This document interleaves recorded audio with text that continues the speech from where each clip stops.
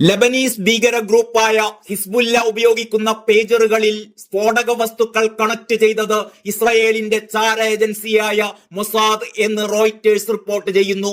Hezbollah order ചെയ്ത 5000-ഓളം Taiwan നിർമ്മിത പേജറുകളിൽ ഇസ്രായേലിന്റെ മൊസാദ് ചാര ഏജൻസി റിമോട്ടിൽ പൊട്ടിത്തെറി സെറ്റ് ചെയ്ത സ്ഫോടക വസ്തുക്കൾ സ്ഥാപിക്കുകയായിരുന്നു എന്നാണ് ലെബനൻ സുരക്ഷാ വൃത്തങ്ങളും പറയുന്നത്. തായ്വാൻ ആസ്ഥാനമായുള്ള ഗോൾഡ് അപ്പോളോ നിർമ്മിച്ച 5000 ബീപ്പറുകളാണ് ഹിസ്ബുല്ല ഓർഡർ ചെയ്തിരുന്നത്. അവ ഏപ്രിൽ മെയ് മാസങ്ങളിൽ രാജ്യത്തേക്ക് കൊണ്ടുവന്നതായും ഈ വൃത്തങ്ങൾ അറിയിച്ചു. പൊട്ടിത്തെറിച്ച പേജറിന്റെ മോഡൽ AP924 വേരിയന്റ് ആണ് എന്ന് തിരിച്ചറിഞ്ഞിട്ടുണ്ട്. എന്നാൽ തായ്പേയ് ആസ്ഥാനമായുള്ള സ്ഥാപനത്തിന്റെ ബ്രാൻഡ് ഉപയോഗിക്കാൻ അവകാശമുള്ള യൂറോപ്പിലെ ഒരു കമ്പനിയാണ് സ്ഫോടനത്തിന് ഉപയോഗിച്ച പേജറുകൾ നിർമ്മിച്ചത് എന്ന് ഗോൾഡ് അപ്പോളോ സ്ഥാപകൻ ഹെസ്ചിങ് ക്വാങ് പറയുന്നു. ഉൽപ്പന്നം ഞങ്ങളുടേതല്ല, അതിൽ ഞങ്ങളുടെ ബ്രാൻഡ് ഉണ്ടായിരുന്നു എന്നേ ഉള്ളൂ എന്നാണ് അദ്ദേഹം പറയുന്നത്. ഇസ്രായേലിന്റെ ലൊക്കേഷൻ ട്രാക്കിംഗിൽ നിന്ന് രക്ഷപ്പെടാനായാണ് ഹിസ്ബുല്ല സംഘാംഗങ്ങൾ ആശയവിനിമയത്തിനുള്ള സാങ്കേതിക മാർഗമായി പേജറുകൾ ഉപയോഗിച്ചു വരുന്നത്. എന്നാൽ ഇസ്രായേലിന്റെ ചാരപ്രവർത്തനങ്ങൾ കാരണം ഉൽപാദന തലത്തിൽ ഉപകരണങ്ങൾ പരിഷ്കരിച്ചതായി മുതിർന്ന ലെബനീസ് വൃത്തങ്ങൾ അവകാശപ്പെട്ടിരുന്നു. ആ അവകാശവാദമാണ് മൊസാദ് തകർത്ത് തരിപ്പണമാക്കിയിരിക്കുന്നത്. പേജുകൾക്കുള്ളിൽ ഒരു പ്രത്യേക ഇലക്ട്രോണിക്സ് ഡിവൈസ് ബോർഡ് കുത്തിവെച്ചിട്ടുണ്ട്. അതിൽ ഒരു കോഡ് ലഭിച്ചാൽ പൊട്ടിത്തെറിക്കുന്ന സ്ഫോടക വസ്തുക്കളും. ഏതെങ്കിലും ഉപകരണമോ സ്കാനറോ ഉപയോഗിച്ചു പോലും ഇത് കണ്ടെത്തുന്നത് വളരെ ബുദ്ധിമുട്ടാണ്.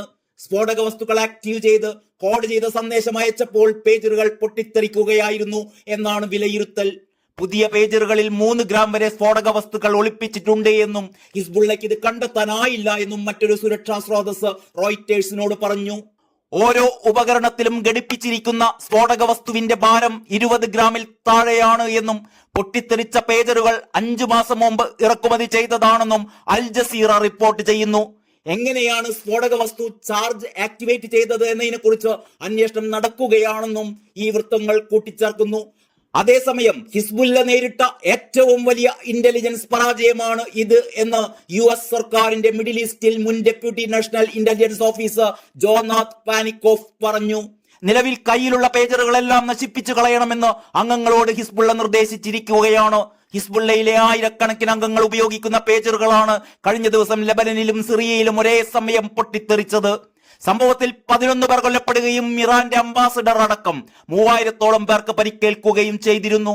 ഹിസ്ബുല്ലയുടെ സുരക്ഷാ വീഴ്ച വെളിവായ ഈ സംഭവത്തിന് പിന്നിൽ ഇസ്രായേലാണ് എന്നാണ് ലെബനനും ഇറാനും ആരോപിക്കുന്നത്. ഇസ്രായേലിന് തിരിച്ചടി നൽകുമെന്ന് ഇറാൻ പിന്തുണയുള്ള ഹിസ്ബുല്ല ഭീകരർ അറിയിച്ചിരിക്കുകയാണ്. അതേസമയം സംഭവത്തിൽ ഇസ്രായേൽ അധികൃതരോ സൈന്യമോ ഇതുവരെ പ്രതികരിച്ചിട്ടില്ല എന്നതും ശ്രദ്ധേയമാണ്. മുമ്പും സമാനമായ തന്ത്രങ്ങൾ ഇസ്രായേൽ പ്രയോഗിച്ചിട്ടുണ്ട് എന്നാണ് ആരോപണം. മുൻ US national security agency intelligence അനലിസ്റ്റായ ഡേവിഡ് കന്നഡിയുടെ അഭിപ്രായത്തിൽ 1996-ൽ ഹമാസ് നേതാവ് യഹ്യ അയ്യാഷിനെ കൊല്ലാൻ ഇസ്രായേൽ മൊബൈൽ ഫോണിൽ 15 ഗ്രാം RDX സ്ഫോടക വസ്തു വെച്ചിരുന്നു അത്രേ. അയ്യാഷ് പിതാവിനെ വിളിച്ചപ്പോൾ മൊബൈൽ ഫോൺ പൊട്ടിത്തെറിക്കുകയായിരുന്നു അത്രേ. ഇസ്രായേലിന്റെ രഹസ്യാന്വേഷണ ഏജൻസിയായ ഷിൻ ബെറ്റാണ് ഇതിൽ പങ്കാളിയായിരുന്നത്. International desk Kalakaumudi.